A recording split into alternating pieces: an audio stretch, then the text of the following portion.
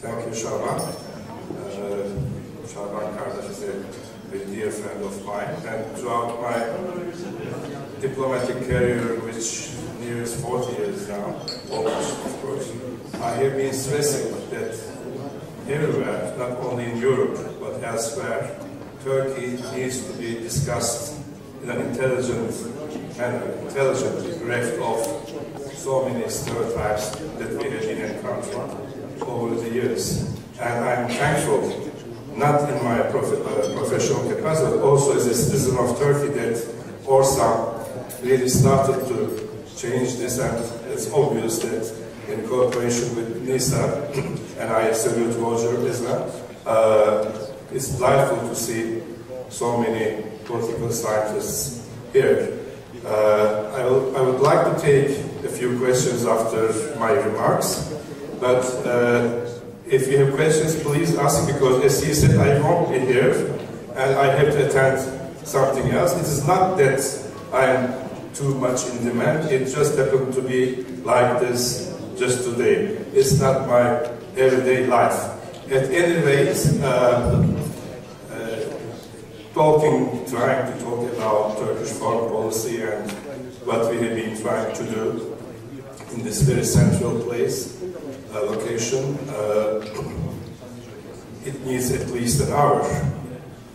For people, especially like myself, who like details, etc. I also would like to salute the Ambassador of Belgium and Ambassador Altay and other colleagues in the room.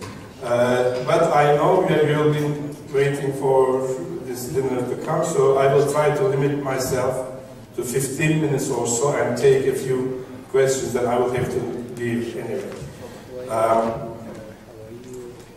I think this Eurasia is a misnomer, because when we say Eurasia, we are supposed to mean Penzance in UK's up in the south, Vladivostok. Many people are not really much interested in what happens in Vladivostok or Penzance. It is rather in mid-Eurasia, which I term that strip, starting with Russia down to Ukraine, Crimea, Black Sea, Turkey, and then to the south, that has very difficult problems, and we have to be interested with them, not only in your case as political scientists and experts on international relations, but we are at the epicenter of what has been happening. No foreign policy can ably boast itself that it has been right 100% all the time. That's not the case, of course, for our own policy, but I would say it has been successful in the sense that nobody told us yet that we have been a liability to anyone who are seeking lasting conditions of lasting stability and prosperity, and also solving the problems. Especially this is true with our humanitarian interventions. It is very significant that we are approaching the end of the 4th year when we started to receive these huge number of refugees. There has been no sense of disappointment or regret over the Turkish population in all segments, bipartisan feeling. But of course, in the case of, and I'm not at all, as a diplomat, I cannot, and I'm not denigrating any country, but Lithuania or Lithuania, I always mix the French version of this, I think it's Lithuania, so it's Latvia. Latvia decided to take in first 250 refugees, then decided to take 500 more, ending up 750, and there was a government crisis in Latvia because of that huge number. That is, we have approached or just passed the point of 2.5 million. And I have the latest official figures. I have been checking before starting my speech. It's more than $10 billion that we have been incurring expenses directly related to make the life of refugees a bit better. The Commissar, the European Union Commissar Hahn was here about a fortnight ago. He visited the centers in Gaziantep and elsewhere, and in his own words, they are state of the art, as those things could be for refugees. So we have not been, we never had a second thought on why we are receiving these people under duress and their life under threat. We have been doing, I think, a very good job. Until a few months ago, there was nothing else left for us to do, but the numbers, especially after the Syrian-Russian intervention on Syria, has increased, and these people started to seek their ways, mainly to Germany and other European countries through the Balkan states. Then we had arrived to a final decision at the 18th of March summit in Brussels with the European Union. I think the European Union, who has been lamenting for the last 40 years that Turkey is too big, is now thankful that Turkey is really too big. The European Union is solving a crisis which they termed as existential through the fact that Turkey, being a big country in their words, started to receive in an orderly fashion so many refugees. So the European Union is stumbling away from that crisis through the help of a candidate which it had kept waiting for the last 40 years or 20 years, let's say, to be on the safe side, taking the 1999 Helsinki summit decisions. We have always told our EU friends that the Europeanness of Turkey as such is not something that they would bestow on us. The European Union membership of Turkey is Turkey's birthright, because we were able to undo the Sevr agreement. If we hadn't done so, there would have been no question of Turkey becoming a member of the European Union. But since in 1922 and 23, in two separate etaps, we have declared this republic, having intact Istanbul, the Marmara Sea trace, and regaining the seats and quality that define us as the traditional power. And I'm saying this not in a boasting sense. That the traditional power in Southeastern Europe, of course we have been calling on the European Union to shed too many stereotypings and have a tactical, a strategic relationship rather than tactical. Because if again Turkey had been a country of 13 to 14 million, the role of a buffer state could have worked. There is nothing bad per se in being a buffer state. After all, in 1955, the Austrians issued a stamp saying that they are a buffer state in between the East and the West, the Warsaw Pact and NATO, and that they were proud to do that. So there is nothing wrong with being a buffer state, but it's wrong to and this is wrong to be perceived as a buffer state. I'm saying this because for the last 4 years, Europe has acted as if Turkey was a buffer state and as if we were prepared to remain a buffer state. That wasn't the case at all. Turkey, between a very huge arc between Vienna and Tokyo, is the most industrialized state. It is the only place where you can come up to 3 opera houses, etc. So this is a different case. And I don't think European Union has answers anymore to the ailments, of its ailments, that Turkey would be an asset after all. Not right away, not maybe next Wednesday. We have too many things to do at home, but we know about that. But if the European Union is indeed to become a space of liberties, security, and prosperity, then Turkey's input is essential. Not because in the meantime we have become an economic powerhouse in our own right within the last 10 to 15 years, but the Turkish democratic experience and the experiment, and rather than the way Turkey has been able to come to grips with modernity, there is a lesson to be taken by not only to the south, but to the north as well. What we are experiencing in the south is abject state failure. We are most often encountered with the question that we have been talking about zero problems with the neighbors, now we have 100 problems, 100% problems. But of course, that's a very simplistic approach, because when the Prime Minister talked about zero problems, he was only referring to an ideal before what is being called the Arab Spring was in place. So that's a huge difference. We would have expected the seasoned leaders of Arab Middle Eastern countries to try to come to terms with the many legitimate aspirations of their own people, find ways and venues rather than phony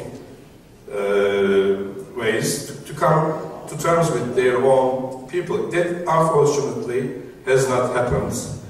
If there had been more wisdom in some of the leaders, there would not have been so much tragedy going on. But it didn't stop there. At the time, you would, as experts, you would remember that we called on the institutions of a safe zone, so that the refugees can be kept there, the no-fly zone. That has not happened as well. Nobody called on the United States to take on the boots and come down to the floor. It was not the case, of course. You know that. You can do things without boots on the ground. But once you say no boots on the ground, then you are in effect opening venues, vacuums to others who can be more courageous or who can act more easily. And this is what happened in the Middle East.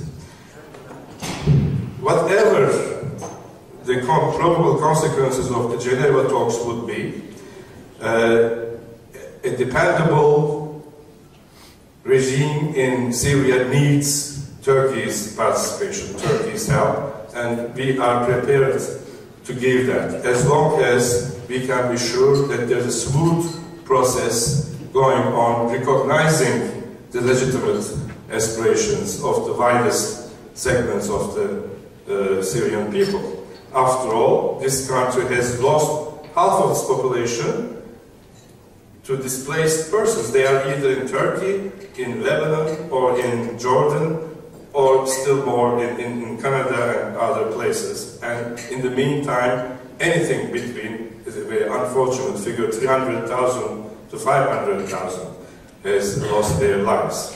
This sheer civil violence and also state violence. The things are not going well for us from our point of view in Iraq as well.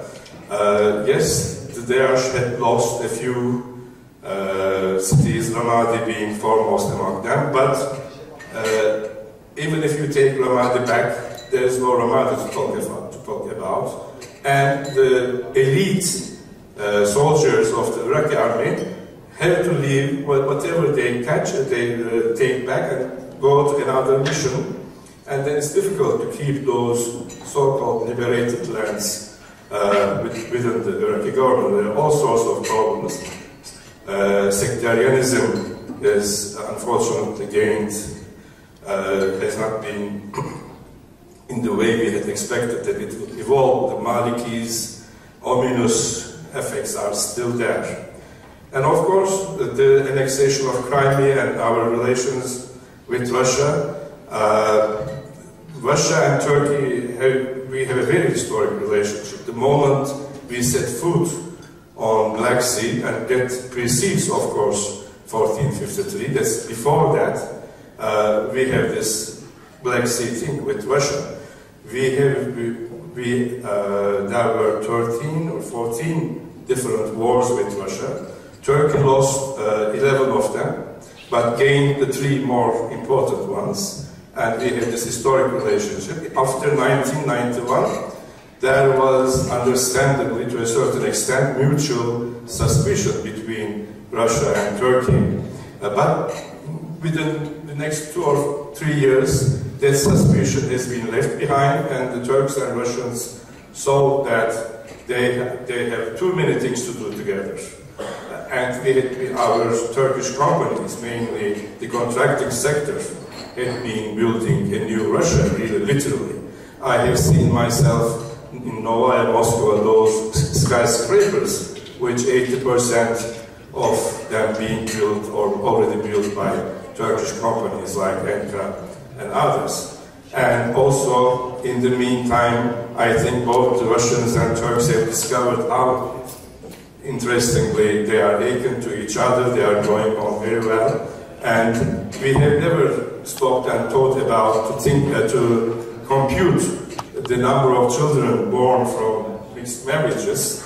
We have been suspecting that it could be around 10,000, 20,000, but it seems there are 200,000 newborn babies or young boys or girls that has been born out of marriages with Russian ladies or vice versa.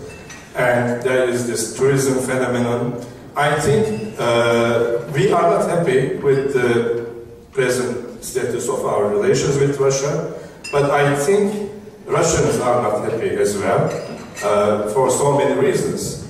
Now, being under sanctions practically means for a Russian is to have his Belarusian salmon paying twice the price for the Norwegian salmon, which is better. So, and again, seeking unbattable sources in the Black Sea, still more expensive, or going to the Côte d'Azur, which is also even more expensive, does not reflect the normal desiderata of the Russian people.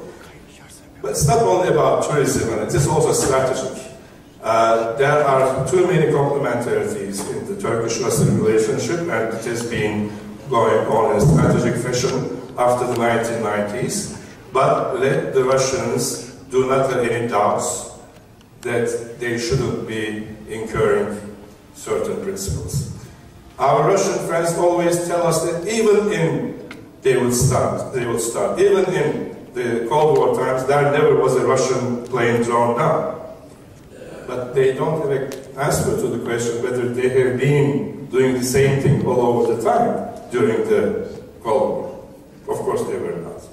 So we have been telling that Su-24, directly approaching to the Turkish space, no less than 14 times. But somehow and for some reason he continued. It was tragic, but I think the Russians will stop acting too emotionally on that. After all, our president tried to reach Mr. Putin, and we will give some time, but this is how we see our Russian relationship. Important, but definitely on a principled basis, which nobody should have second thoughts on. I talked about that it continues to be a strategic target, or strategic objective, rather, for Turkey to become a member of the European Union. Even if the European Union would not be doing well, it doesn't matter. This is an identity question. So we'll be there. And I think there are more reasons to expect that we will help out Europe in a larger sense within the next decade or so, maybe. Of course, we are a very good friend of the United States. We have been a NATO ally since 1952. But on the other hand, as friends say, there has been a lack of strategic leadership on the part of the US administration. It is already a very I would not say truncated, but it's a very difficult decision-making process that takes place always in the United States. That is commendable, but on the other hand, decisions should be made in time. Everyone should wait what the Congress will say, then the State Department, then the National Security Administration, all that. But life goes on, and there has been this use of chemical weapons in Syria, and there was still no decision coming out. And we should not mix. No boots on the ground is not a policy, it's a slogan.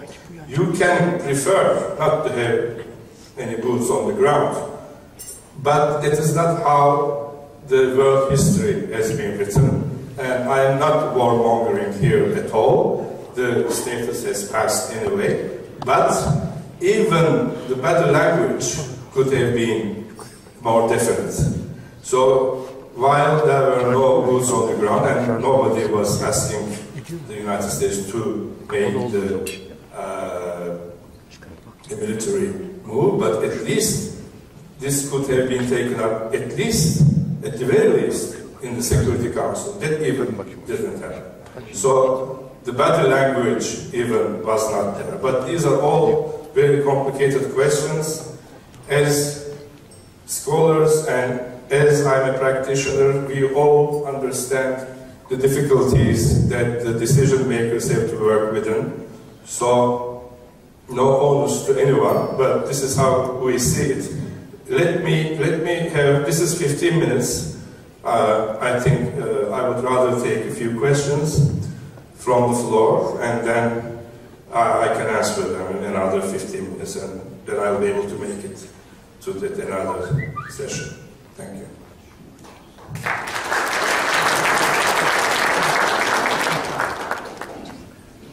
Yes, please.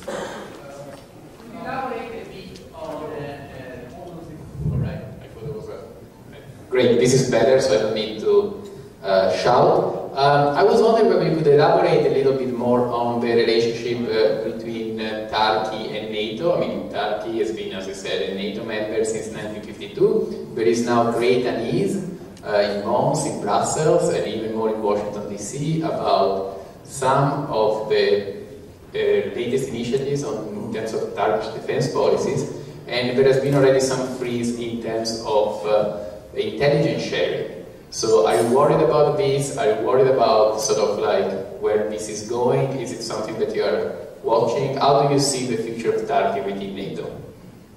I don't think there was ever a problem of intelligence sharing. This is going on. And, well, it's the same thing. It's exactly the same thing. When there is, I am Paris, I am Brussels, whereas there is no I am Ankara, it's the same thing. It is those pundits who have been creating this smoke signal. Nobody can afford to take Turkey out of NATO.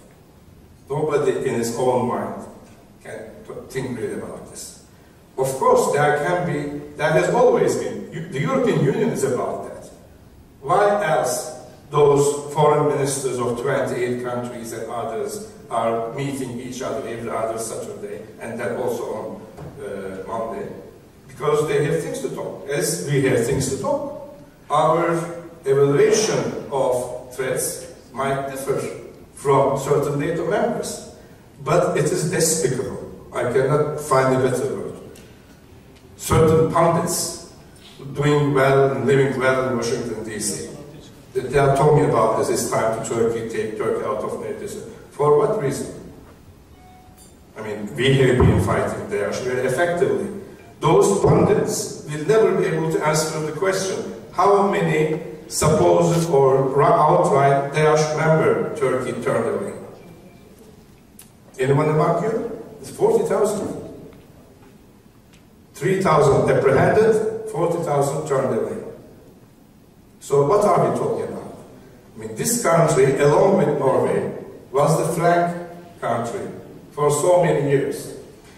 In early 2000, history was corrected, and all the Warsaw Pact members got in because they were on the wrong track of history, and they became a member of NATO. We have been on the right track of history, and we are still outside. So there are too many things to talk about.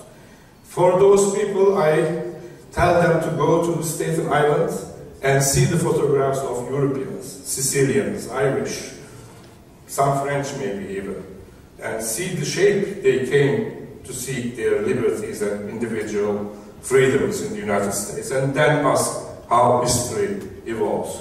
That's really stupid to talk about the Turkey. It will start the disentanglement of NATO. If Spain, for instance, or even Italy or Portugal or other NATO members do not have a full foreign policy agenda in hand, and that we have, is not our fault. You can imagine a week which Turkey really, as many of us now want, stop interested with the foreign world, what is happening here and there, and work on building at home. Then you will see the shape of security that will arise. So I think the Russian aggression is not something Russian-Turkish relations specific. It should be seen as a European problem, as a deterioration in the European security. Otherwise, then what is happening in Skagerrak and Kattegat is a Danish-Russian problem, or Finnish-Swedish problem. They are not a member of NATO, but they are a member of the West. Or what was that Russian submarine was doing in the La Manche or outside Ireland? So we should not mix up where the true deterioration lies. This happened to be the Turkish-Russian thing, but there had been, in August 2015, you would know this Scandinavian, Nordic rather, declaration that Russia is a menace, and all that they have to start working together to bring in their defense capabilities and all that. So it will be a mistake. I think all of you will give a minus to one of your students who would say in his paper or her paper that this is Turkish provocation, Russian doing. It's not. If there had not been other instances elsewhere in Europe, then that line of thinking would have some benefit, some value, but not now really. Thank you. Yes, please.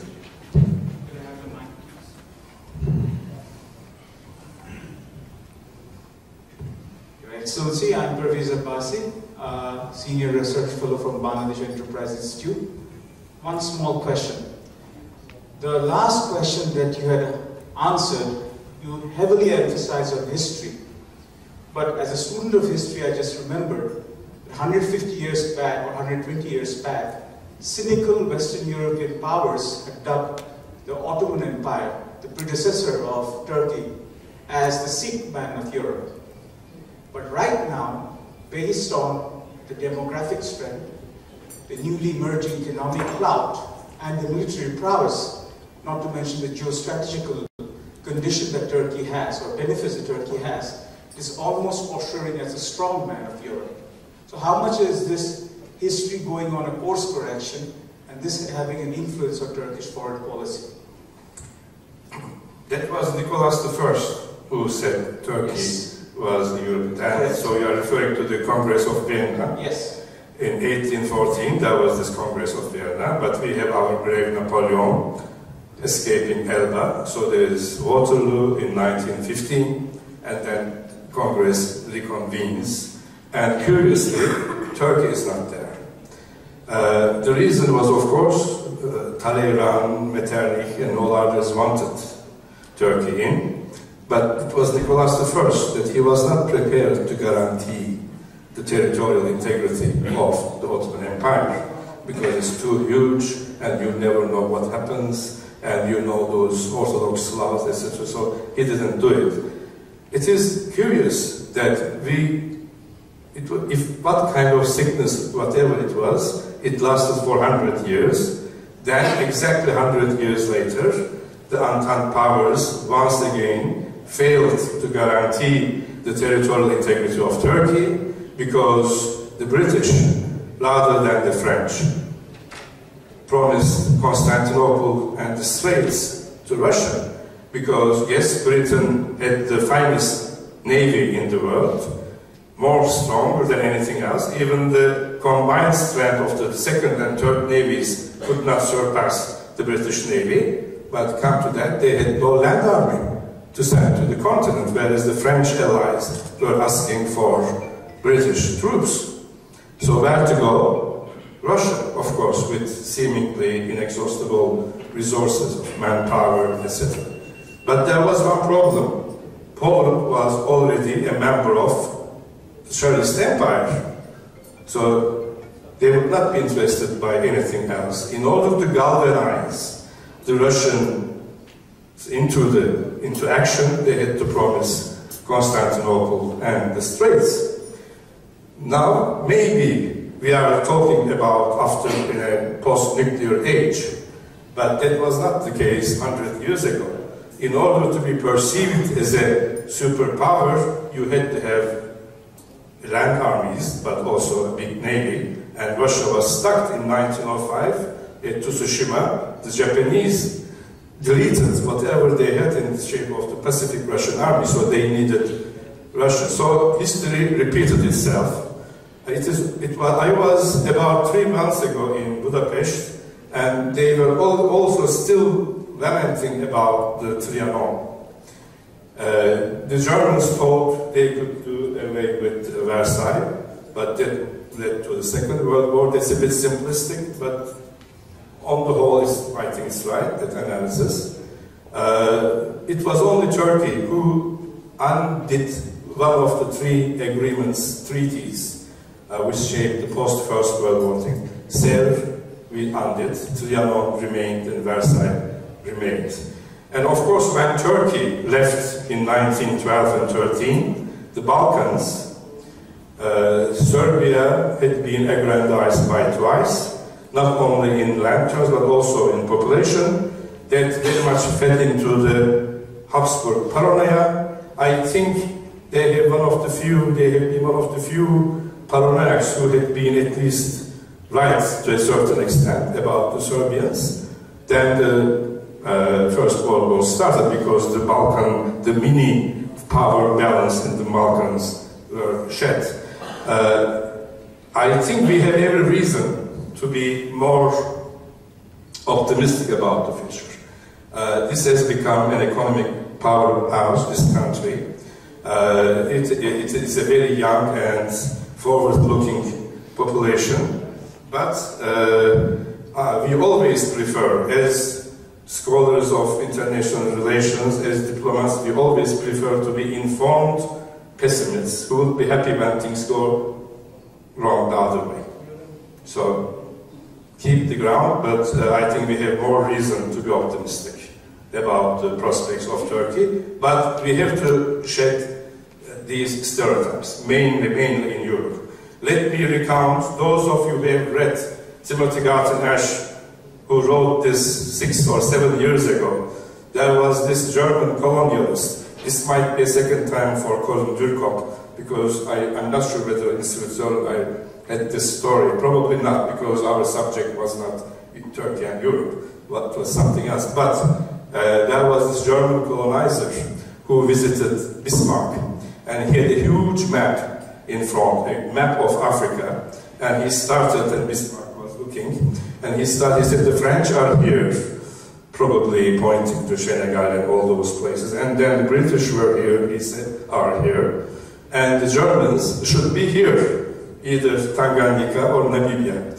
And Bismarck turned back on his back, there was a huge map of Europe, and he said to the German colonizer, well, this is France, and this is Russia, and this is where I should be. So he turned away the German colonial party representative. If he had been alive today, I think that if someone went to him with a similar question, he would have termed, this is United States, this is China, and this is where I should be, taking in Turkey, because Yes, the Croatians have become rightful members of the European Union, but for God's sake, nobody has heard about it, because life goes on. With 4.5 billion people, yes, it will not be the same with 76 million Turks becoming a member. Everyone will hear in Paraguay, in Patagonia, wherever, it will be news. But on the other hand, that will be, if ever there is a price, and the price is computed to be the general sales of General Electric, which is not more than 7 to 8 billion, it will dwindle down progressively. It will be a much better place for security, for doing away. We will give the best answer to those Islamic zealots who are beheading people, etc. So, I think the European Union, to answer your question finally, I think the European Union does no longer have that luxury of thinking Gothic. That if there is 6 gargoyles here, there should be 6 here. No, it can be 4 gargoyles here. There will never be an ever closer union. Because it's not. There will never be a European man who will cry in the midst of the classical example. Unfortunately, it seems to be true. This was given as an example in the early 1960s, that no Frenchman would cry when he sees the European Union flag after days in the desert about to die. He will cry when he sees the French flag or whatever. I am not saying that nationalisms are the only way, but I think European Union has already arrived through the euro, an ideal place. Again, there are problems with euro, but it will be done away with, because there is not the people's. Turkey might be a member of the European Union and also the euro, because if insofar as Maastricht criteria are questioned, we can. But of course, that's not that simple question. So, if there is the European Union help and assistance and understanding, this Turkish project will be beneficial and take place sooner. There was a few other, but I know that will be the last question, so that I let you eat, and then I'll have to leave. My name is Fadi Falasin. I am from the Organization of Islamic Cooperation. It was interesting to listen to reviews on the Turkish-US relations, Turkish-European relations, Turkish-Russian relations. But I'm also interested in knowing your take on the Turkish-Arab relations, especially with Saudi Arabia. As we know, the Turkish-Saudi Arab relations have gone through different ups and downs. One of the historic laws was after the Arab Spring in 2011 in the reign of the late King Abdullah. But it seems now with the coming of King Sulaiman to the reign, things have improved a little bit. So what is your take, or what is your opinion about the future of the Turkish-Arab relations, especially with Saudi Arabia? Thank you very much.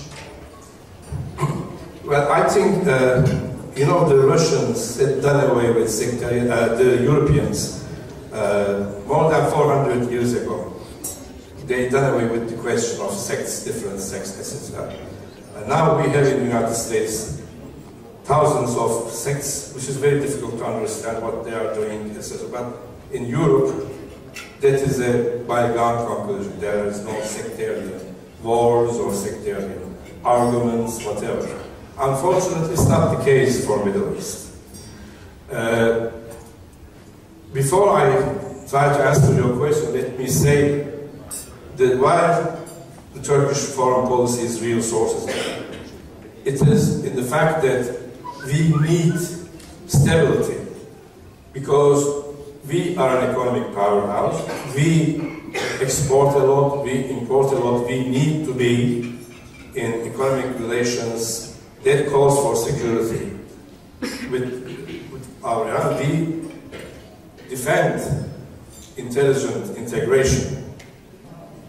The Arab countries do not even trade between themselves.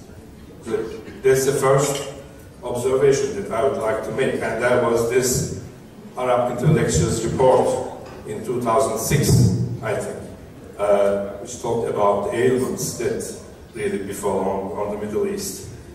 Saudi Arabia, of course, has been a traditional friend. And also Iran, the Turkish-Iranian frontier, we always like to say that has not been changed since 1635, etc. So what we call on to the region, every regional country, that these sectarian politics will do no good, but lots of harm to everyone. So anyone who has a sectarian agenda, not countries maybe, but people, groups, political parties, etc., are not doing good for the region as a whole. We have to see more enlightened ways, and Saudi Arabia is a very close friend of ours, and we have very close relations with Iran, and they are set on to grow, both because of the Iranian sanctions and our special relationship with Saudi Arabia. But we should be really careful in what we are doing, because this region does no longer has even an inch to go into another big problem. You know the shape, what is going on in Iraq, Syria is self-evident. Egypt seems to be, there had been some attempt in Egypt recently. Then there is Libya, the question of Yemen, all that. This is really full. I mean, there shouldn't be another big problem. And unfortunately, crises in Middle East have a way of piling up. They don't go away. While one continues, the other comes in. And that makes things even more difficult to politicians and leaders. So we already have it's a big problem. I mean, imagine Turkey not interested with Syria, or had not been interested with Syria for the last 2 years. What would have happened? So that's the basic question. Everyone, and nobody likes to be taken for granted. Everyone, from time to time, needs a lap on the shoulder, but Turkey is intelligent not to accept all this. We have certain legitimate demands, mainly from the European Union, in the belief that it will be good for everyone if Turkey, and then we can be more influential within this zone. And of course we have traditional links with Azerbaijan and towards to the Central Asia, to Kyrgyzstan, etc., and because of the language and all that. But mainly, Turkish influence is mainly positive, in the sense that whoever meets us wants a bit more liberal life and wants to become a businessman. So I was amazed, being a graduate of Boğaziçi University, which both having all those CEOs of Toyota and other companies who were classmates. I was one of the very few who chose this profession. But I didn't believe that I can be a businessman. That's the reason why I was here. But everyone else believed, and Turks became really good entrepreneurs. I will take away, of course, the first few years in Central Asia, where anyone who took a monk back and went to Central Asia claiming himself to be a businessman, they did also some bad things, but it's all besides that. Everyone knows that Turkey is a serious people, and this economic powerhouse really, in our case, surpasses in front of the generalities of being a power. We rather like to boast, not because of our, although we can very much, but because of our entrepreneurship and democracy, the states of democracy, and I think things will get better within the next decade to Turkey, and I think it will be a good influence on the whole. Okay, let me ask your permission, Shaban, and because people really, there might be diabetic people among you, like myself, so anyone who needs an insulin, I will give, but I should rather go to other place. Thank you so much.